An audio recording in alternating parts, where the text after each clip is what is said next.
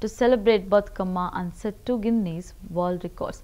The event featured the towering 63.11 foot Batkama, now officially recognized as the tallest ever, earning its place in the Guinness Book. Additionally, the celebration broke another record for the largest number of women dancing in rhythm while singing traditional Batkama songs. The vibrant gathering showcased Telangana's rich heritage with women dressed in colorful attire, forming floral arrangements and performing synchronized dances. The achievement marks a proud moment for the state, blending tradition with the global recognition.